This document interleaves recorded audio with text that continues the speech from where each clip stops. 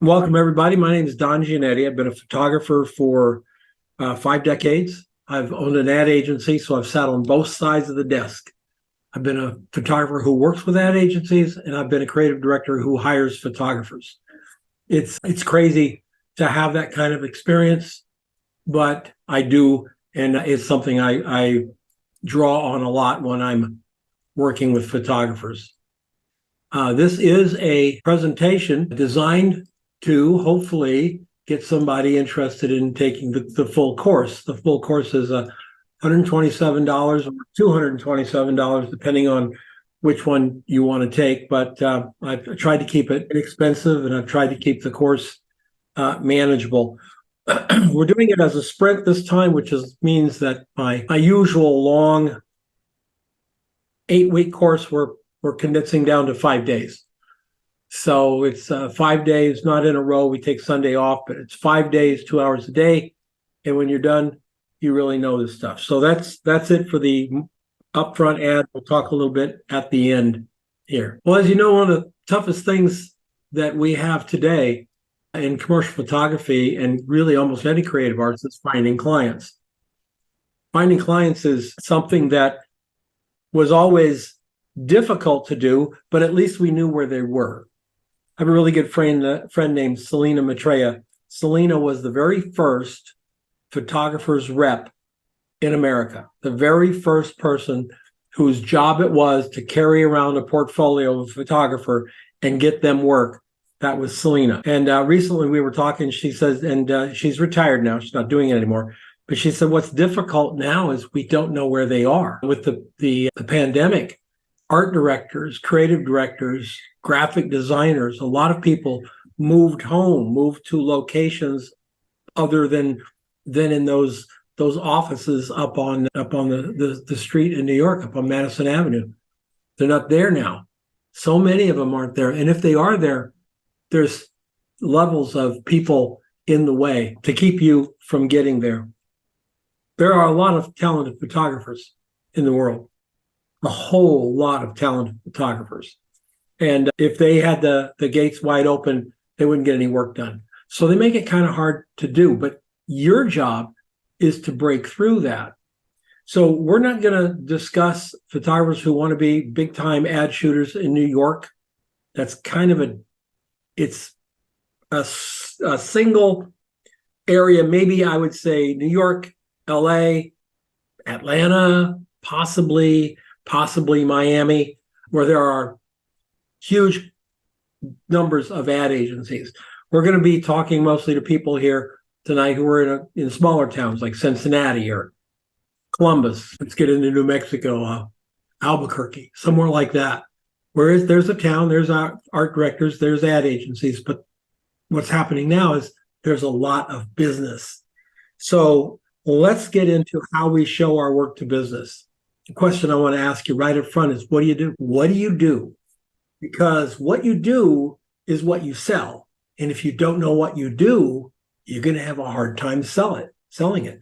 What's your specialty and what are your ancillary specialties? I believe you've got to have 3 to keep cash flow coming. You've got to have 3. If you lived in New York and you shot food on a large format digital camera with only natural light, there are probably enough clients in New York that if you're good enough, you could make a decent living.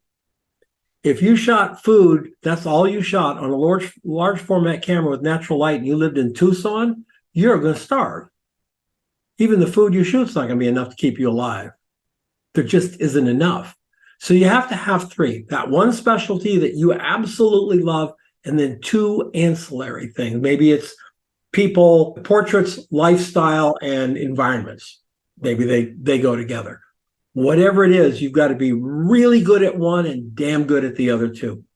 So 3. What kind of business would use that kind of photography? What kind of business can you say right now would use your photography? I do a lot of one-on-one mentoring with photographers, and our first discussion is usually who would hire you. And I get a lot of blank faces and blank Zoom faces. What do you mean, who would hire me? I'm a photographer. Yeah, but who would hire you? Look at your book. Who would hire you?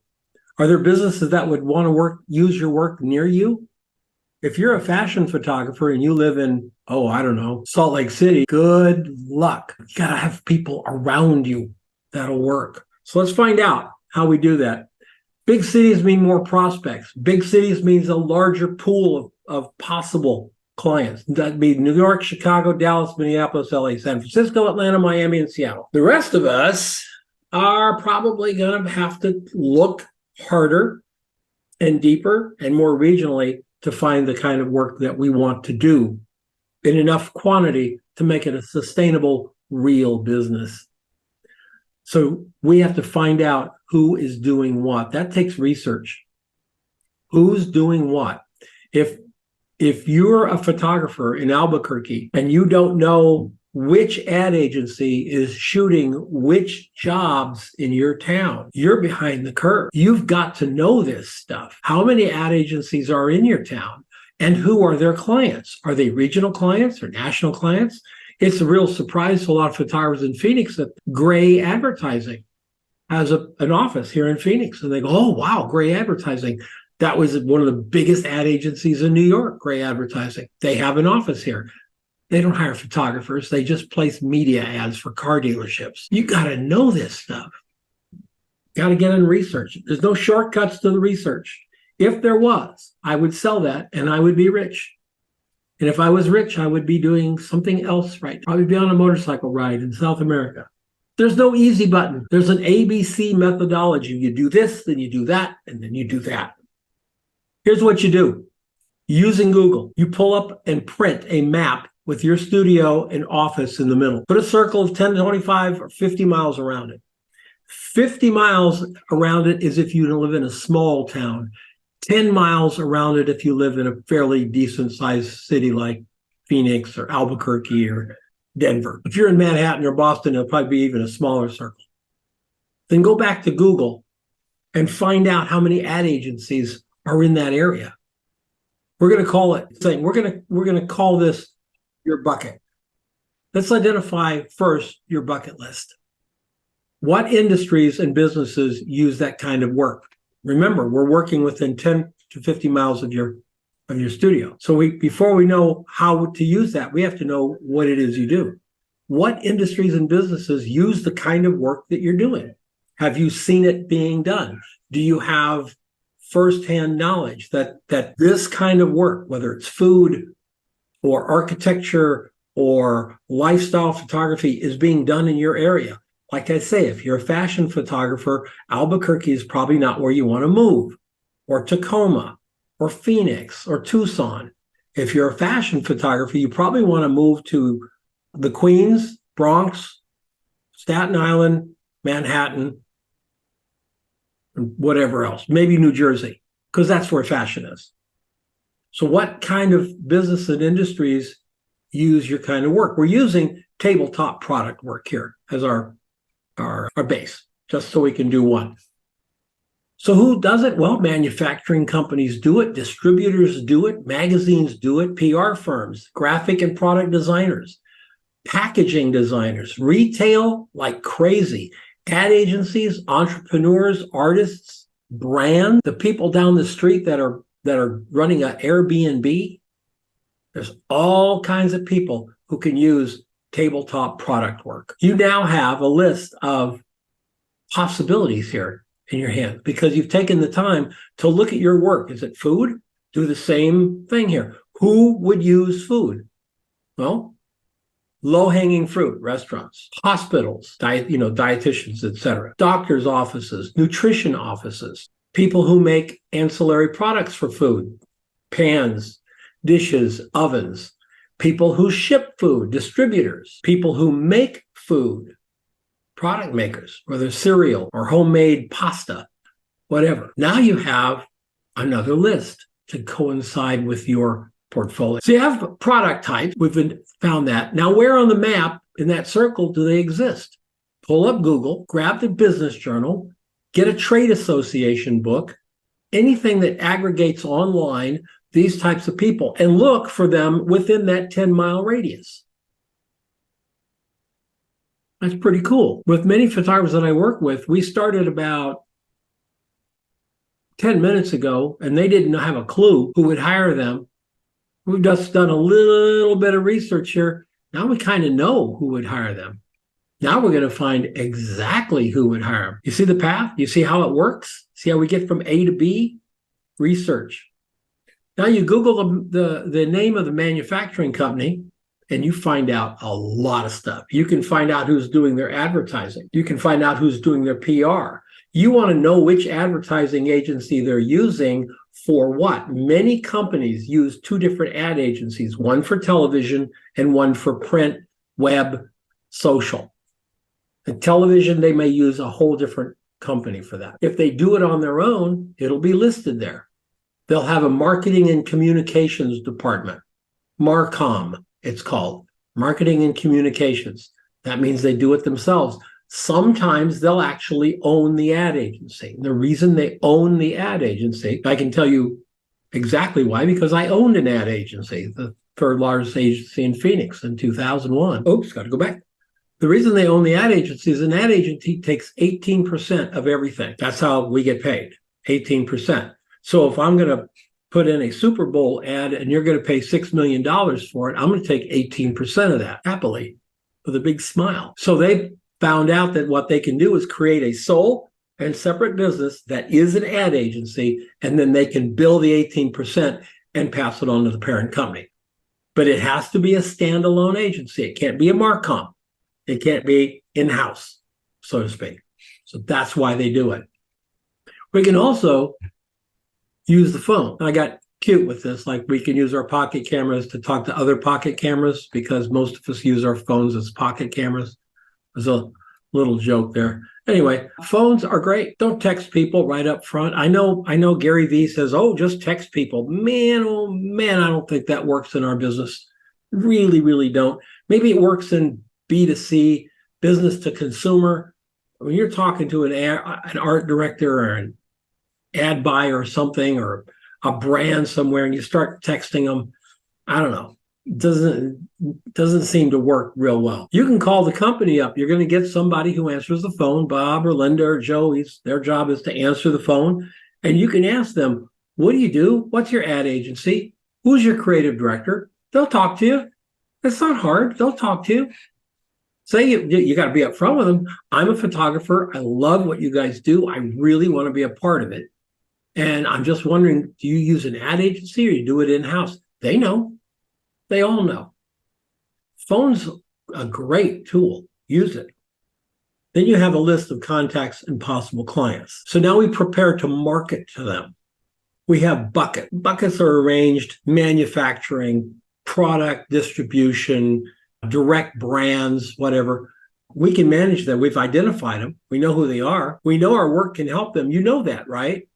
How many, this is rhetorical, please, you don't have to answer it, but I wonder how many of us on this call don't believe in our own work. And I'll tell you now, if you do not believe that your work will sell more pots and pans for Bob's Pots and Pans store, if you don't believe it, you're going to have a hard time telling Bob he should believe it. You should really believe in your work. Believe in everything that it can do. You're not trying to sell them a service that you're going to get rich from. You're trying to actually help them out because you know your pan shots are going to sell more pans. You have to. If you don't, oh, it's really hard. So in your town, wherever that town is, Albuquerque, Tucson, whatever, you need to know the competition. Who are you up against? What photographers in your town are currently shooting the kinds of jobs you want to shoot? This is really, really important. And what's also important is the biggest competitor you have is staring you in the face every morning in the mirror. That person who looks at you in the mirror is the one that's going to tell you you're too busy today to make those calls. You just don't have time to do it. Oh gosh, you've got some editing to do. I guess I'll mark it tomorrow. I could spend the rest of the year coming up with excuses, and I know every one of you have used them because I've used them myself. We will always find an excuse to not do the stuff that's hard to do, or even challenging to do, or even something outside our comfort zone. But everything that's worthwhile is outside our comfort zone. That's where success list. What magazines are being printed and published in and around your area? If you're in Toledo, there's a Toledo magazine. If you're in Seattle, there's a Seattle magazine. There's probably a Harbor magazine. There's probably a coffee magazine. There's a lot of things that are being printed in your area magazine-wise. Yes, even today, when everything's online, there are still magazines. Are there graphic designers in your area? Graphic designers are an important part of what we do. Graphic designers are not ad agencies because they don't place the ads, but they design the brochures and the websites and the e-commerce, and all of that comes through a graphic designer. Who are the best in your town? Hopefully, if I said that and had you guys all answer me, you could tell me who's the best graphic designer in your town. If you can't tell me that, you're behind the curve. You're behind the curve. You need to know. Are there any PR firms? PR firms hire photographers all the time. Lots of stuff. What clients do they have? Who do they work with? Sometimes they work with other PR firms. Sometimes they work with social media companies. Find out. Know these people. So in your town, demystify where, if you're starting out. Now, if you're an established photographer, this doesn't necessarily mean anything for you. But if you're struggling to find clients, understand that magazines will be the easiest people to hire you if they hire photographers. There are magazines at Phoenix who have a, quote, staff photographer, which is usually either the wife of the publisher or the husband of the publisher, and he's got a really cool camera. So those clients you can't break, forget them. But magazines will give you your first opportunity. Negative side of magazines, they don't pay a lot. They don't. That's just the nature of the beast. They don't pay a lot. You never bid a magazine shoot. The magazine tells you what they will pay you. If you ever want to know know a photographer who's like, talking above their pay grade, they always talk about, well, when you get you bid this magazine this and you bid that. No. Magazines have a budget. The art department has X amount of dollars to spend per issue. They either spend it or roll it over. Usually they spend every nickel of it. So if you're a third-rate insert, in other words, the story you're doing is a third rate, it's not the star story, they only have $800 for this shoot. You can go over by 10, 15% with clearance from them. There's always money for an assistant, for instance. If you need an assistant for a half day for $150, they'll do that. But that's their budget. If you can't do it at the budget, they'll move on to the next. So I've just saved you the embarrassment of bidding a magazine, telling them what you would charge them. No, they'll tell you, and then you either agree or not. Find the types of photographs that the magazine is used. If they've got a bunch of photographs in there, you know exactly the kind of work they like, right? So you're going to go and show them that kind of work, right? No, they already got that. They've already got that. You want to show them how you do what they do. And now I get the, well, Don, if I don't show them the kind of work that they do, they'll never hire me. No, they won't hire you if you show them the same stuff they already have. They already know their photographer. They know their photographer is not a drunk. They know that their photographer comes in on budget. Their photographer is never late. Why would they hire you to do the same thing? Oh, I know, we'll be less. We'll charge less. Well, that's really not a good way to do business. And we're not even going to discuss how poor that idea is, okay? So what you do is find what they do and figure out a way to get them intrigued. This means shooting a lot of stuff, shooting a lot of photographs. Got to find your vision. Sorry. Your portfolio doesn't need to have 100 photographs in it. 24 to 36 images will sell you to a client. 24 to 36 images will sell you. Which image is your most important image that has the most effect on your portfolio is your worst image. Art director will base everything they see in your portfolio around the worst image, not the best image. Some of you may not know that. That's the way it is, because the worst image sets your base. And then they wonder if your best image was just luck. Because if you can't tell, you're the photographer, you can't tell this isn't a good photograph, how did you get the other ones? And if this is what you can do and be proud of it and show it to me in your portfolio, my God, what if you did something like that for my client?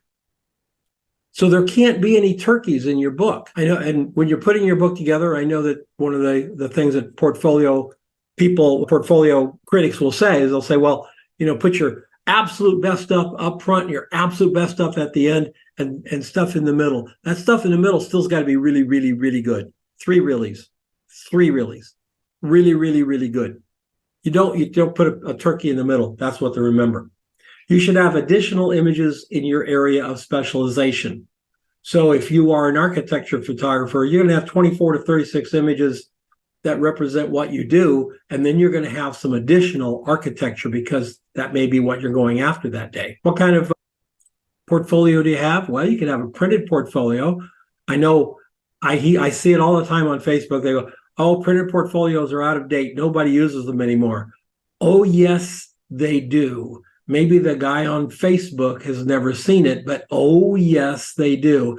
As a matter of fact, there's a top rep agency in the States that if they agree to take you on, you have to get a really nice print portfolio printed for them, or they won't represent you. And you'll spend probably just north of $2,000 for one copy of it. You may have a leather cover, it may be a steel cover, but you'll spend over $2,000 for that one copy. If you don't, they won't represent you. The way they do it is they have meetings in towns. They bring the art directors to a hotel, and the art directors can then flip through the books. And the art directors, by the way, love it. They absolutely love it. They love that tactile feeling. Don't you? If you love the feeling of a print in your hand and a book in your hand, why would you think they wouldn't? They do. Electronic? Absolutely.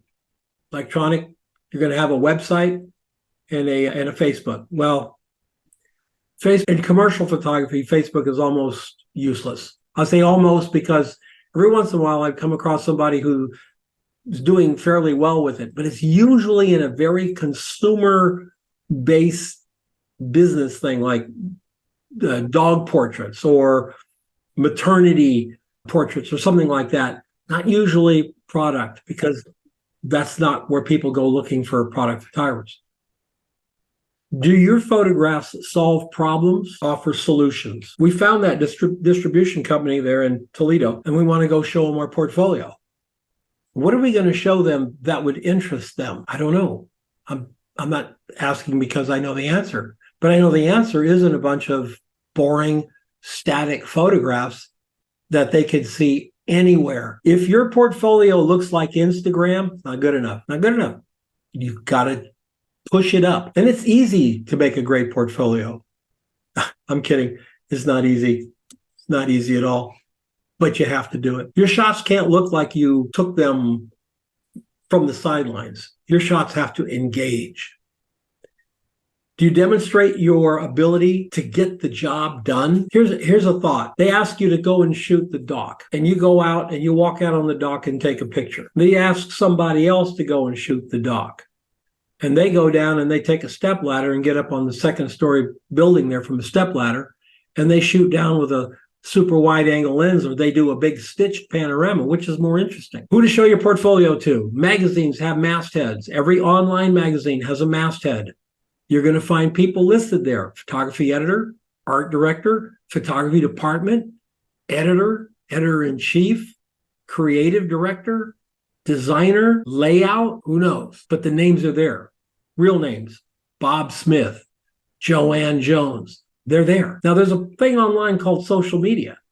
So you can take John Smith, who works at Arrowhead Magazine, go to LinkedIn and type in John Smith, Arrowhead Magazine, and find his profile. Remember when you didn't know who would buy your photographs? You didn't know that 20 minutes ago? Now we know John Smith, who works at Arrowhead Magazine, is a possible person to hire your photography. We went from not knowing anybody to knowing a guy. We now know a guy. Maybe that guy knows another guy. I don't know.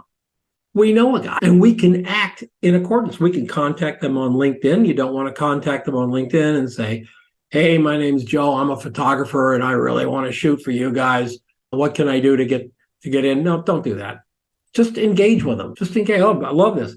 Tell them how much you love their recent campaign for fill in the blank. I don't know. You do follow them, right? We talked about that.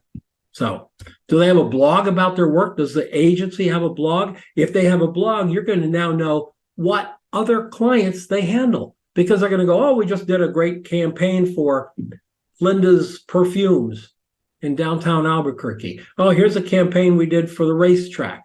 Wow, now you know this. Now you know what they do. Pretty interesting, isn't it? Knowing what they do. We talk about this circle, or I talk about this circle all the time. Identify what you do, identify who needs you to do what you do, figure out where they are, how you're going to reach them, and why they want you to do it. Why are you better than anyone else? And just keep on doing that. Who are you? What do you do? Who needs what you do? Where are they? How do you reach them? And why you should be the person they hire. Now, how you go about that individually, that's on you, obviously. But it can be done, and it's being done all the time. Word about lists. There's used to be a couple of different list agencies in the States here, but I think we're down to maybe at this point, maybe after I let you guys ask some questions, somebody can tell me if there's another one. There used to be 2 or 3. Now we're down to, I think, Agency Access. Now, I'm not going to say anything negative about Agency Access. I'm just going to say that I think you should do it yourself for a while before you buy a list. I really think it's important. And how many people do you need on that list anyway? Because Agency Access is going to send you 10,000 names or whatever. If you're in Albuquerque, you need about 350 names. Back in the day, when I was doing this, before I had my ad agency, when I was doing this, we would print 2,000 or 3,000 postcards and send them all over the country. Believe me, whatever, I can remember those prices, whatever they were, you could hire a web designer to create a new website every month for what we paid in postage for postcards we were sending to people we had no idea whether they wanted to work with anybody like me or not. We did what's called shotgun marketing. Everybody did. We didn't have the internet. We didn't have Google. Now you got Google. You need about 300 names. Keep those names up to date. You follow them on your CRM and you go, okay, I've sent this guy 15 months of emails. He's never opened one. He's obviously never responded. He's never opened one. I'm moving on. You replace them with someone else. Takes a while, but within 24 months, your list is going to be pretty decent. People who open your emails, people who get back to you. If you're just shotgunning stuff out there, it's a waste of time. It's a waste of money. So if you're thinking about a list, I think Agency Access is the only game in town, but I'd much rather see you do it yourself. Have your own list. Making contact. There's a secret here. The secret is there's no secret. You just got to do it. I know. Everybody's like, oh, well, cold calling. Man, I don't want to do any cold calling. Cold calling's boring. Yeah, it is. Too bad. How many of you are excited about April 5th? Show of hands? Yeah, that's what I thought. No one likes April 15th either, but you do it, right? If you don't do it, bad things happen. If you don't make contact, bad things happen for your business in that nothing happens. There was a great campaign in the 80s for using ad agencies, and it said, without advertising, nothing happens. Now think about that. You don't market your business, nothing happens. That's not necessarily good. Email's not dead. I know every time you get on Facebook, somebody's going, email's dead. We do this. Email's dead. Direct mail is dead. Phone calls are dead. Print portfolios are dead. iPad presentations. Oh, that's so last year. None of it. None of those people have a freaking clue what they're talking about. Nothing's dead because there is no mono entity who decides it. My ad agency sponsored a roundtable discussion with the ASMP here in town. And we had 5 art directors, 5 big name art directors sitting in a panel. And the question was, what kind of promos do you like to get? One guy was, don't send me any postcards. I don't like postcards. Guy sitting next to him was, I love postcards. Send me postcards. The third person was, I like email. This was right at the beginning email. I think we were all probably still using AOL. I like emails. She goes, they're fun. Fourth guy, hate emails. I don't even use emails. So do you get the point? If you listen to the first guy, you didn't get the second guy. If you listen to the second guy, you didn't get the first guy. So what you do is you just do what you do. You do it. You do email, you do direct mail, you do phone calls, and you do a printed portfolio. You're so lucky today. You can do a printed portfolio for about $200. I never spent less than $1,600 a year on my portfolio, ever less than that. And that's when dollars were worth more. What's dead is waiting for someone to call you, listening to how social media will save you. Your website design should be absolutely professional. If you're using a Wix website, at least pay for it to take off the Wix label. Look at the best websites from the best photographers. You can go to @edge.com. You can go to theblackbook.com and see the top working photographers. Click on their names or you go to their website, not the @edge portfolio. Go look at their websites. That's what your website has to look like. If it doesn't look like that, you're behind the game there. Email, really easy to manage with Constant Contact or MailChimp, whichever one you like. HubSpot's got a really nice free one. Remember, you're only looking at 300 names, right? So you're still in the free Constant Contact, free MailChimp, and free HubSpot. They give you up to 500 names. If you're emailing 500 people, how are you going to follow up with them? Because part of your hook on the email is that you're going to follow up with them. You can if you got 500 names. Hard to do with 300. You should blog, use LinkedIn, Facebook, Twitter, Substack, whatever. Pick two, focus there. Pick the two you like. You should be using YouTube if you like making videos. Pick two that you like and focus there. If you try to focus on all of these, you'll burn out. You'll totally burn out. There's no point to it. And stay motivated by staying positive. If you've got naysayers, Debbie Downers, and all those people hanging around you, find better friends. It's hard if it's loved ones, if it's, brothers and sisters or people that you love, and they're constantly bringing you down. Trust me, they will keep you down. They're that strong. If you believe in yourself, make them either believe in you or just be too busy. It doesn't mean you don't have to be friends with them. Just be too busy to spend much time with them.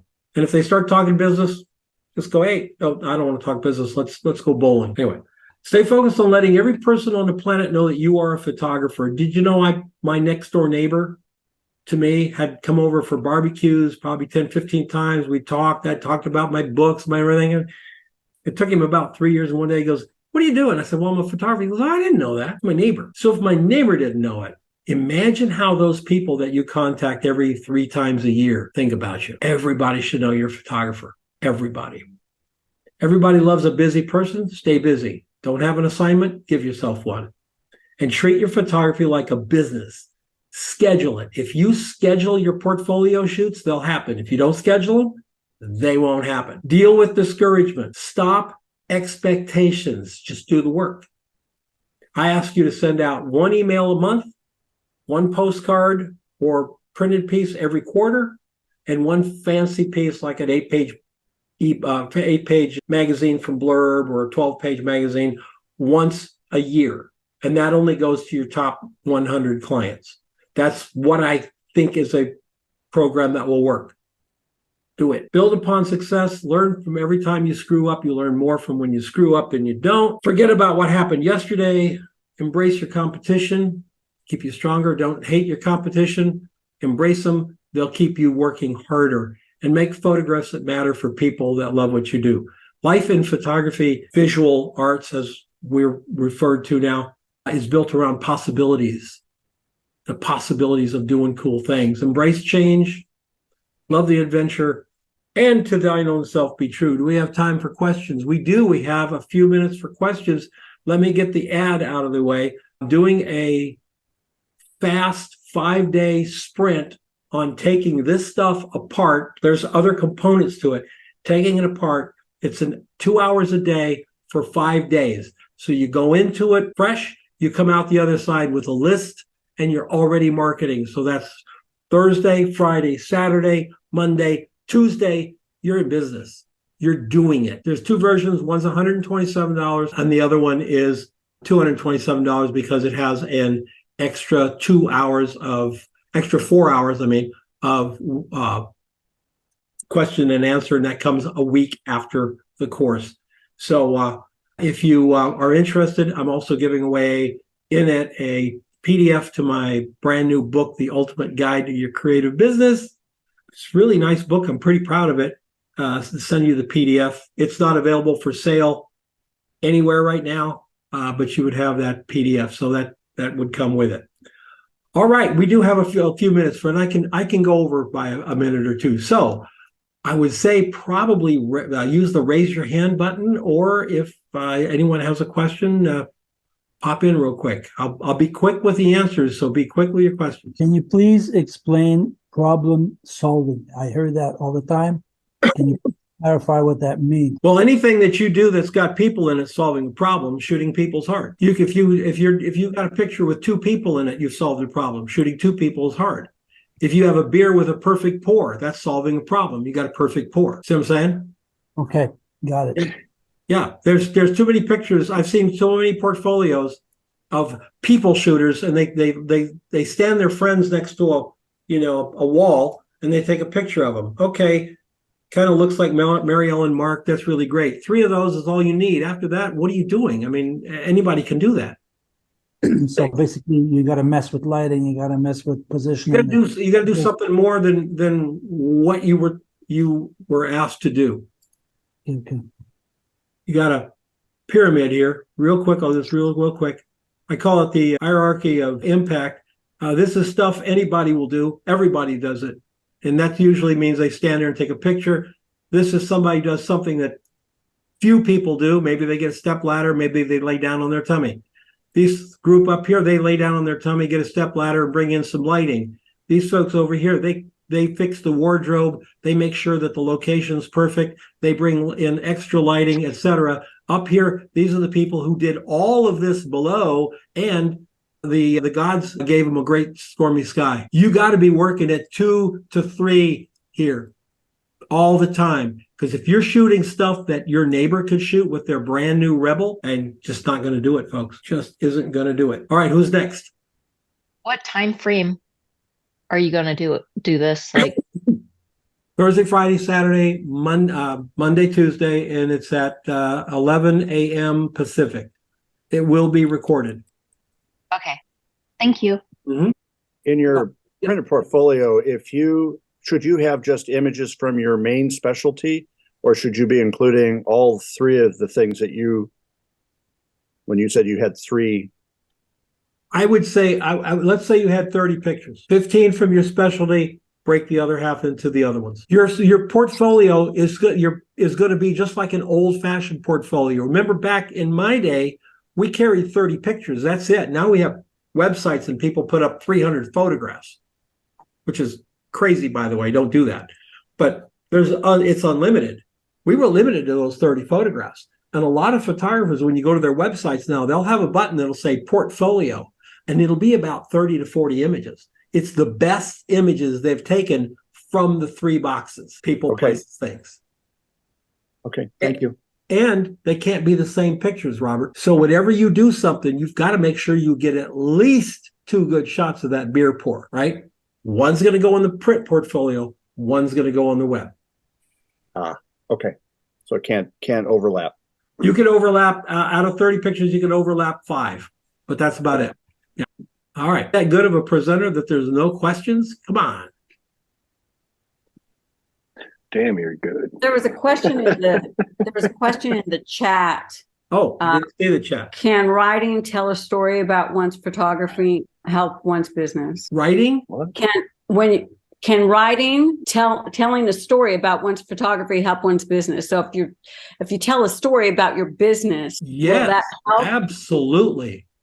Every super successful person on this planet can write well. That should tell you something. Everybody, from Elon Musk to Joe Biden to Donald Trump and everybody in between, they can write well. They may not be world-class authors, but they can get their ideas across. They can communicate, all of them. And so everybody who is successful, if you want a suggestion from me, and you're a good photographer and you say, what should I do this summer? I would tell you, take a writing workshop. Absolutely. Take a writing workshop. You'll get Absolutely. super value from it. And read more books as well. If you want to become Everybody- a better writer, John, I just wanted to share something with you that this past weekend, because I can get scattered in my head and everything I have to do. If I don't write it down, I miss things. And you've noticed that. So I got everything down on a calendar, everything on a calendar. I still have to get down my menu planning days. And I have my shopping days because I know I'm going to go to farmers markets. And I wrote even down different days, the farmers markets, because they have different things.